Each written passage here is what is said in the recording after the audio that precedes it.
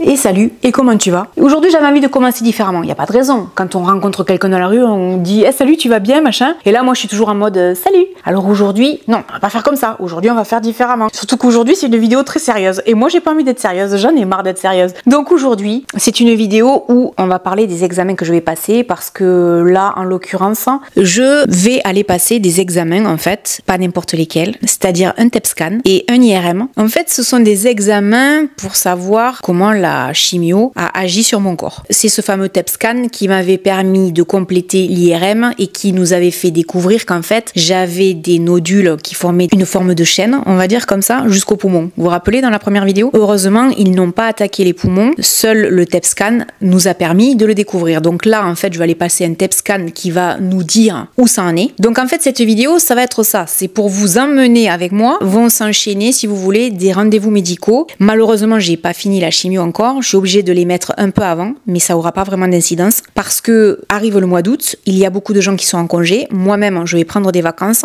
et j'ai besoin de faire tous ces examens médicaux parce que je me fais opérer en fait le 27 août. Donc, c'est-à-dire dans un mois et demi. Donc, la seule déception pour moi, c'est que je n'ai pas ma gynéco qui est donc en congé maternité. J'en ai une autre que je verrai également la semaine prochaine et avec qui donc on va déterminer suite aux résultats des examens ce qui va se passer pour moi. Donc, je ne sais pas si je vais avoir gain de cause pour les mastectomies, etc., etc. C'est pour ça que je vous fais une vidéo. Ça va être une semaine un peu riche en rebondissements. J'ai la forme, j'ai le moral. Je me dis que j'ai passé le plus dur. Je pense que j'ai passé le plus gros. On va dire que j'ai fait le 1/3. Je suis contente. Même s'il y a des gens qui essayent de me faire peur en me disant ouais, t'as vu, Shannon Doherty, elle est morte d'un cancer. Franchement, les gens qui viennent écrire ça dans les commentaires et qui se font malin plaisir, vous inquiétez pas, le karma, les gars. Hein, parce que moi, je veux dire, des gens qui meurent du cancer, il y en a tous les jours. Hein. Donc, je sais que je suis confrontée à la mort. Maintenant, j'y fais plus vraiment attention. Et de toute façon, j'ai décidé que c'était pas mon heure. Donc, voilà. Il y en a une, elle a écrit ça. Elle s'est fait incendier. J'étais morte de rire. J'ai même pas eu besoin de répondre. Des fois, le manque de jugeote des gens, c'est un peu hallucinant. Donc, ouais, il y a des gens qui meurent du cancer tous les jours. Ouais. Je suis pas là pour ça. Hein. Je suis là pour donner du courage aux gens, leur expliquer comment ça se passe,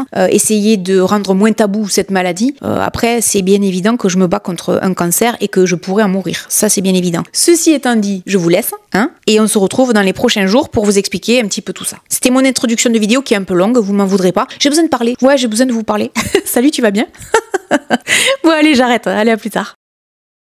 Je viens d'arriver à l'hôpital pour passer mon TEP-scan. Je suis très fatiguée et je commence à ressentir les effets de la chimio sur les ongles. J'ai les ongles qui me font très mal. Donc je passe mon TEP-scan et je vais vous expliquer comment ça s'est passé en sachant que je suis à jeun, que j'ai pas mangé depuis hier soir 9h. Donc là il est 10h, c'est long. Et que j'en ai pour à peu près 2 heures. En sachant que j'aurai pas les résultats, ils nous le donnent pas.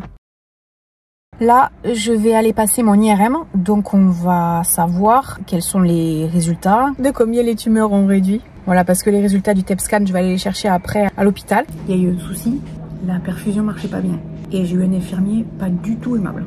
Donc ça fait pas plaisir quoi. Je vous expliquerai en sortant. Je suis rentrée à la maison, je préférais être à la maison pour vous expliquer les choses. Il y a maman à côté de moi. Coucou maman. Bonjour. Ça a été un peu folklorique parce que donc on vous branche une perf. Quand vous passez l'IRM, c'est toujours la même machine sur laquelle on est sur le ventre pendant 10 minutes avec un boucan pas possible et un casque sur les oreilles. J'ai pas eu de chance parce qu'en fait, il y avait un problème avec l'injecteur. Donc le produit qu'on vous injecte en fait dans le corps pour pouvoir voir justement où sont les nodules, etc. Et ben la machine fonctionnait pas bien. Donc à mi-chemin, ils sont rentrés dans la pièce, se sont occupés de la machine. Même pas un mot, même pas rien. Alors que la dernière fois, j'avais une infirmière qui était au top, qui me tenait au courant au fur et à mesure. On est sur le ventre, il y a beaucoup de bruit. Il faut pas être claustro quoi, hein, c'est un peu compliqué. C'était 6 minutes, ils reviennent une deuxième fois et le type même pas un mot rassurant, rien, et quand ça a été terminé ils sont venus me défaire, il m'a foutu du produit sur la main. Même pas il s'est excusé, même pas un mot gentil, rien, alors que normalement les infirmières sont toujours sympas, etc. Alors là je suis tombée sur un infirmier, lui il faut qu'il change de travail. Par contre après j'ai eu un docteur super, il rentre dans la pièce dans laquelle j'attendais, il me dit bon je reviens avec des bonnes nouvelles, en fait le traitement a très bien fonctionné, mon nodule qui était à 4,5, il est descendu à 1,5. Je dis je suis déçue, j'aurais voulu que ce soit plus. Et il me dit non faut pas parce que c'est vraiment très bien. Après ça je suis allée chercher les résultats de mon TEP-scan et j'ai réussi à les lire. C'est incroyable.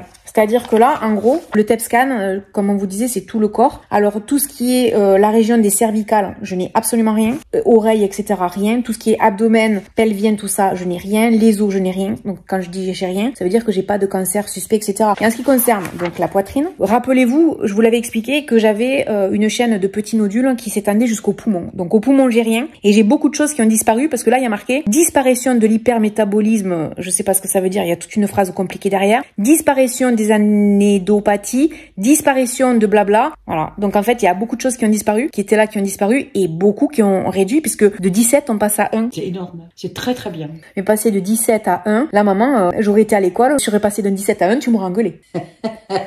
Attends, là tu m'engueules pas, tu me dis c'est bien. T'aurais pas eu d'argent de poche. Voilà, et là tu me dis c'est bien. Ah oui, c'est très bien. Bon mais là, tu aurais pu faire pareil quand j'étais ado. Hein. De 17 à 1, c'est pas grave, on déplace la virgule. Ah oui. Alors en sachant que j'ai envoyé un message aux infirmières parce que j'ai des fourmillements en fait aux pieds qui sont vraiment là tout le temps présents et j'ai des douleurs aux ongles. Donc du coup elles m'ont appelé, les infirmières de coordination en fait qui s'occupent de nous pendant la chimio. On a fait le point ensemble et j'ai découvert un truc que je ne savais pas, je suis très contente. C'est qu'en fait les femmes sur 12 chimios comme la mienne souvent vont jusqu'à 9. Et donc moi elle m'a appelé pour savoir si je voulais faire la dernière. J'ai dit oui, que je voulais la faire, que je pensais que ça irait et j'espère que je perdrai pas mes ongles parce que ça pourrait arriver malheureusement. Donc en fait j'ai tenu bon les 12 alors que j'étais mal barrée au début, rappelle-toi. Ah oui, complètement. Et apparemment, la chimio fonctionne très bien, donc je pense que je suis en train de guérir en fait. Hein. Et pour le moral, c'est très bon en plus. Voilà, donc il me manque plus maintenant que le rendez-vous avec la gynéco jeudi. Aujourd'hui, c'est le dernier rendez-vous. En fait, sur la liste, on va voir, quand je dis on, c'est Mimi qui est derrière moi. Coucou. Il y a à ma gauche, il y a Taloche, non, il n'y a pas Toche.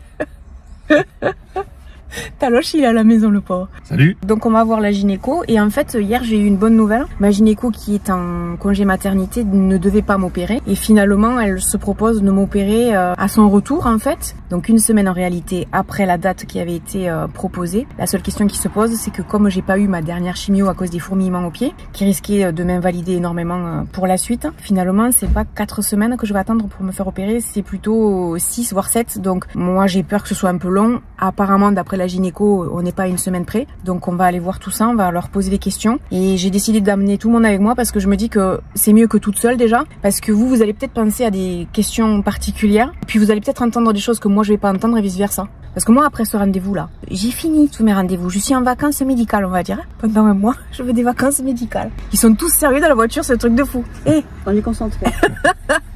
moi je viens tranquille. Voilà, bon allez, rendez-vous tout à l'heure, on vous fera le point.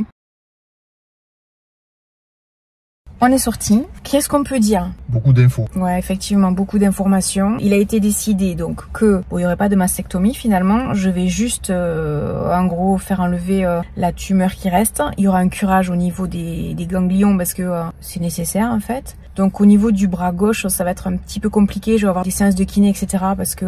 Tu vas avoir des problèmes lymphatiques. Ouais, voilà, je vais avoir des problèmes lymphatiques. Je me fais opérer début septembre. C'est rassurant. Enfin, moi, je suis plus angoissée, là, ça va. De l'opération, ça sera beaucoup moins invasif, la mastectomie. Et après, au niveau de la récidive, parce que ça a été la question a été est-ce qu'on enlève le sein? Est-ce qu'on le conserve? Est-ce qu'on fait une reconstruction derrière, etc.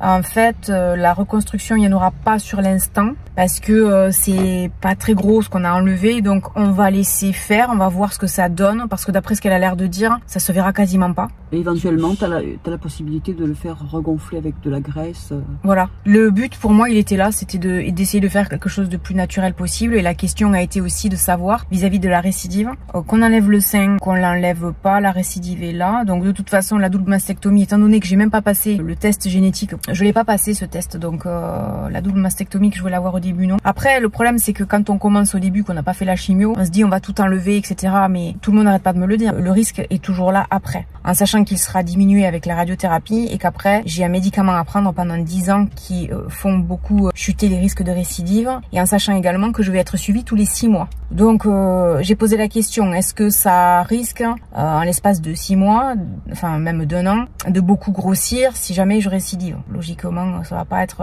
énorme si je rechute. Donc mon souci en fait c'était de recommencer la chimio parce que ça c'était vraiment le truc le plus compliqué. C'est quoi la conclusion pour vous? Vous en pensez quoi? Vous êtes content, pas content? Pour ceux à qui ça pourrait arriver, le fait de devoir répondre assez rapidement lors de la visite avec la gynéco, c'est de bien réfléchir parce que si on était parti sur une opération, il il y aurait une grosse opération avec une grosse déformation du sein et reconstruction certainement ou ablation. Ouais. Alors que là, en démarrant par la chimio, on se rend compte que le corps a bien réagi à la chimio et donc du coup la tumeur a bien réduit et finalement l'opération sera beaucoup moins invasif qu'une mastectomie ou l'opération de curage initial qui a été proposée.